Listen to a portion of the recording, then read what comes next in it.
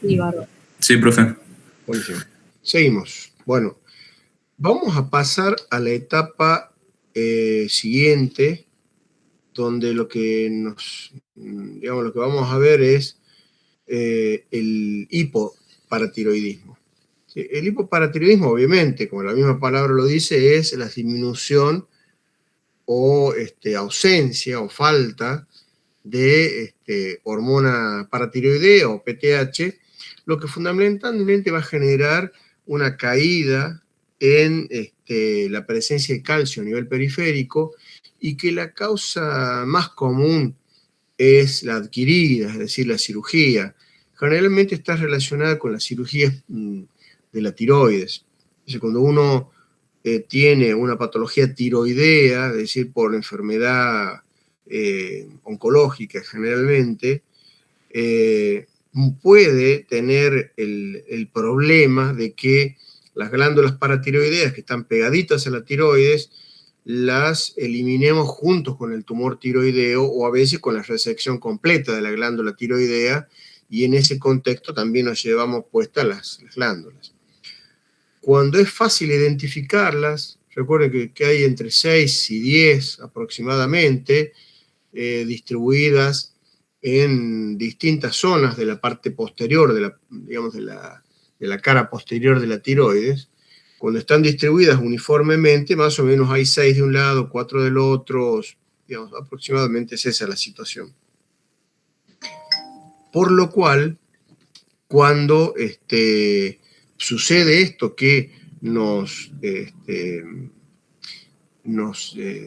las dejamos sin producción hormonal paratiroidea, producto de la cirugía, obviamente que el primer mecanismo que va a generar la falta o la ausencia de PTH es la dificultad en la absorción de calcio y la generación de vitamina D3, que es justamente el mecanismo por el cual se reabsorbe el calcio a nivel del intestino. Entonces, la sintomatología generada como consecuencia de esto es que vamos a tener algunos signos de hipercontractilidad muscular a nivel periférico, que le conocemos como con los signos de Chebostek y Trousseau, lo que conocemos como tetania.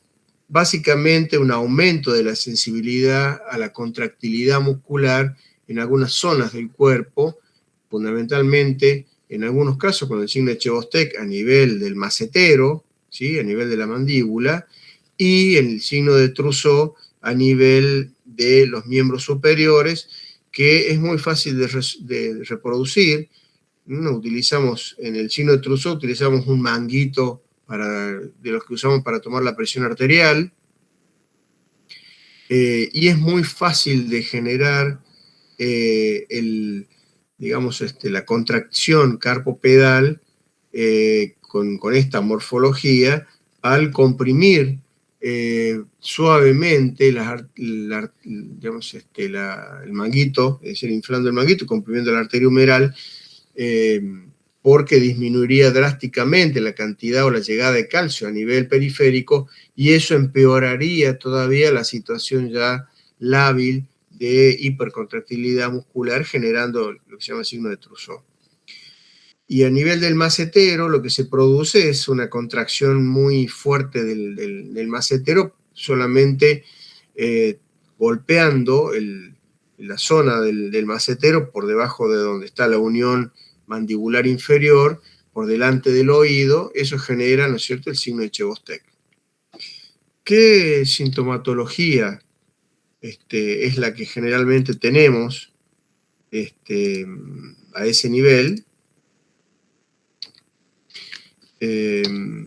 Es fundamentalmente alteraciones inclusive electrocardiográficas. Recuerden ustedes que el calcio participa, cuando se produce la contractilidad de la musculatura estriada a nivel cardíaco. El calcio es fundamental porque es el que se une a la calmodulina en la producción de la contractilidad cardíaca también. Entonces lo que vamos a tener es una disminución de la contractilidad cardíaca, puede haber un aumento de la distancia o un aumento exagerado del QT, por ejemplo, y una disminución de la onda T y del complejo QRS como consecuencia de la hipocalcemia, ¿sí? Fuera de las otras alteraciones. Bueno, vamos para ir terminando, que nos quedaría tiroides, pero antes vamos a ver algo que es sumamente importante y no se habla demasiado, todo lo que tiene que ver con solamente este slide, con la diabetes gestacional y la importancia que tiene el monitoreo y el control durante el embarazo de los niveles de glucosa, ya que hoy por hoy las edades a las cuales las mujeres quedan embarazadas son cada vez más altas, generalmente por encima de los 30 años, y hay muchas mujeres que son mamás por encima de los 35 años inclusive. Con lo cual, los riesgos de la diabetes gestacional se elevan bastante, fundamentalmente con la edad, cuando es más allá de los 35 años, antecedentes familiares de diabetes mellitus, diabetes gestacional previa, es decir, un embarazo previo, un hijo nacido previamente con más de 4 kilos, o alteraciones en las pruebas de medición de la glucosa, o en el caso de la obesidad cuando el índice de masa corporal es mayor a 30.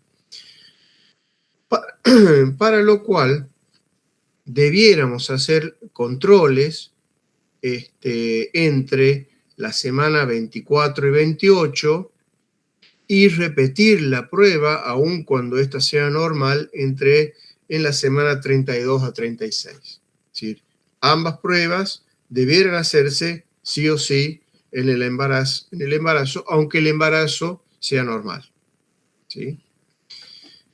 ¿Y por qué traigo esto a colación? Porque las complicaciones de la diabetes gestacional no son solo para la madre, que puede tener además la presión sanguínea elevada, puede aparecer preeclampsia, o puede tener, digamos, convertirse a largo plazo en diabética tipo 2.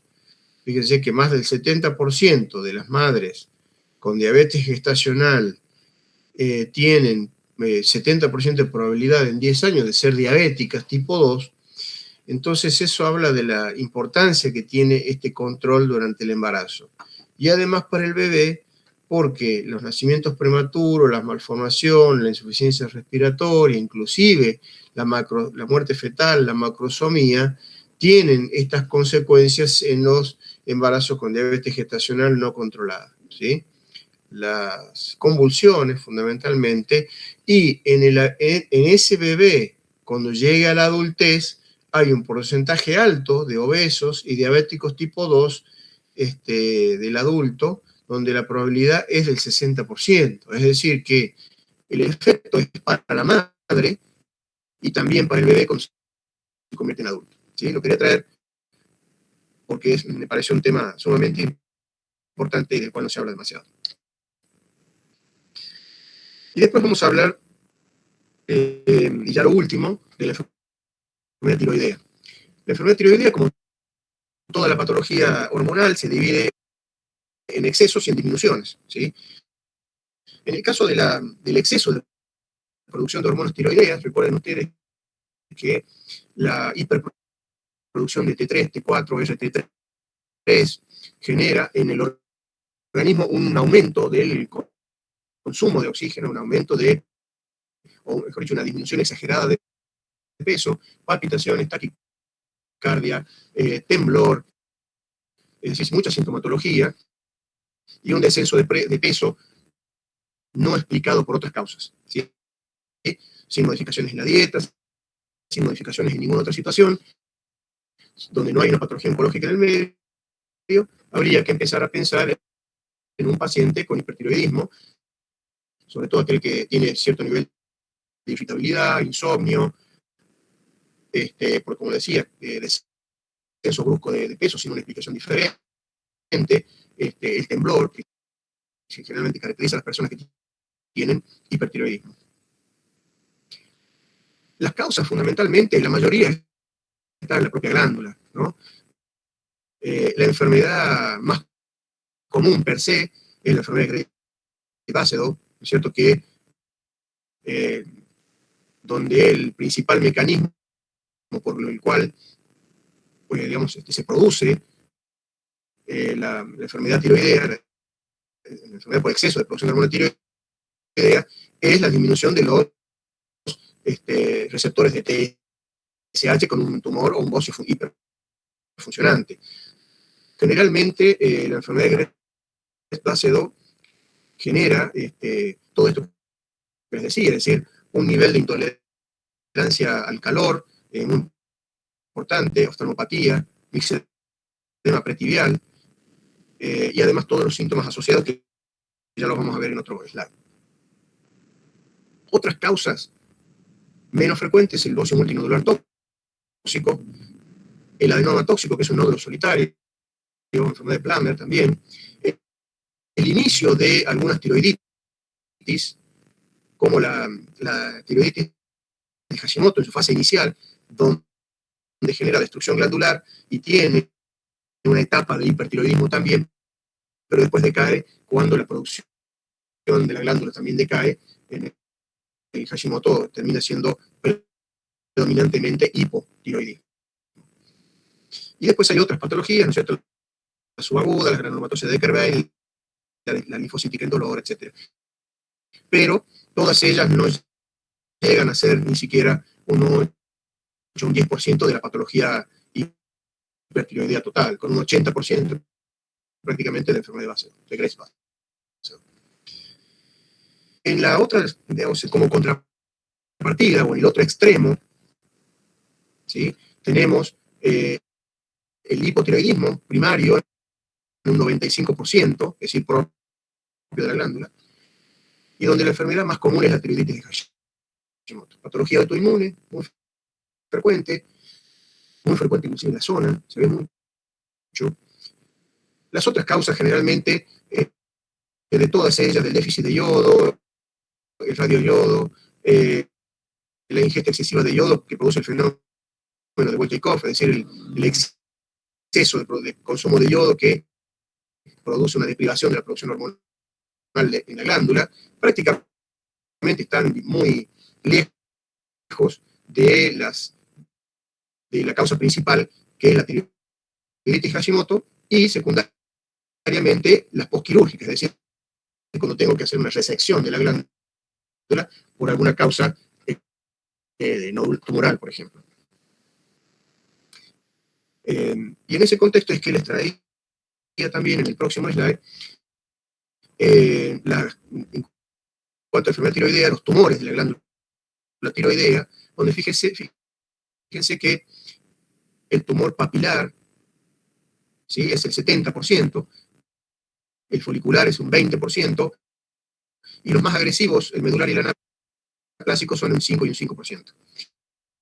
Hay algunas formas mixtas de folículos papilares también, pero son poco frecuentes, y son más agresivos inclusive. El tumor papilar, lo que tiene como característica es que producen, digamos, las lesiones secundarias que produce el tumor son locales, es decir, la extensión del tumor es local, produce digamos, compromiso linfático regional, no dispersa sus células cancerígenas hacia la periferia.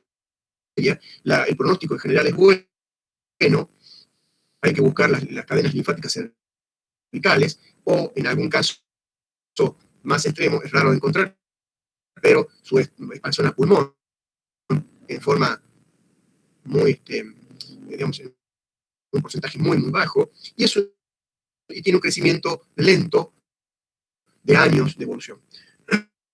En el caso de los tumores foliculares de tiroideos, ya hay una diferencia porque hay compromiso a distancia. El pronóstico ya no es el mismo que el del papilar, ya es un pronóstico regular, es decir, que depende de los órganos comprometidos a distancia, ya que en general produce por su dispersión hematógena, puede producir metástasis en hueso, fundamentalmente pulmón o hígado. Generalmente el hueso es el principal comprometido en el cáncer folicular de tiroides. Inclusive tenemos un caso reciente con un paciente que hizo una fractura patológica calcánea y la patología encontrada justamente era un cáncer folicular de tiroides. ¿Sí? Es decir, que no es tan infrecuente y tiene ubicaciones extremadamente raras, pero bueno, es un tumor que es, por suerte, el 20%. Y los peores de todo, digamos, de toda esta historia oncológica de la tiroides es el medular analaplásico, que son de un porcentaje muy bajo, pero la evolución clínica de los pacientes con estas patologías es mala o muy mala por, digamos, expresión del tumor, que puede ser local o a distancia, pero con una agresividad muy importante y de rápida evolución.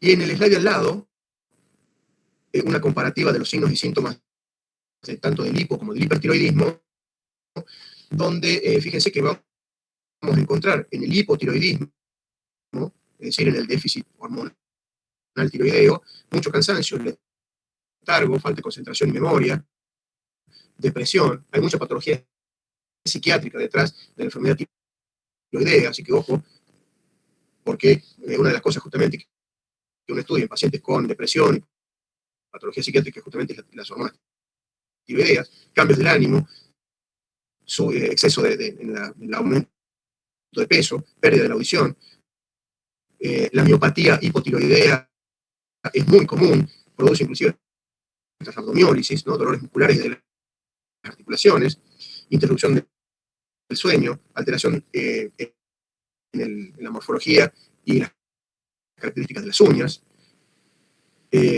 Bueno, la dificultad en la producción de la vellosidad, inclusive la cola de las cejas desaparece, edema facial, ronquera, bradicardia, hipertensión arterial con disminución de la diferencial hipertensiva.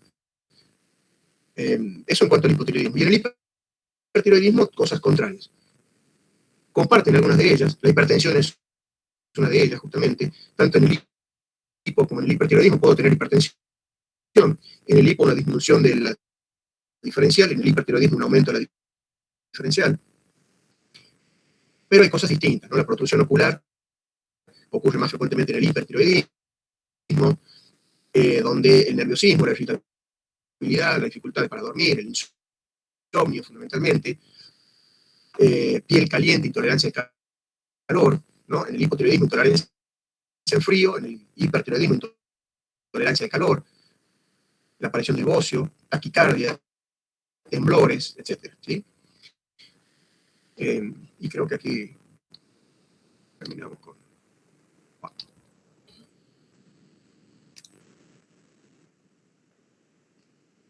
Bueno, escucho ofertas. Si alguien quedó con dudas, estamos en los tiempos para preguntar. Levante la mano. Catalina, te escucho.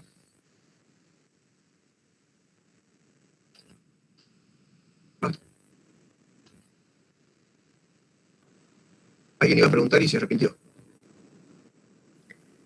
Me parece que quedó todo claro, profe.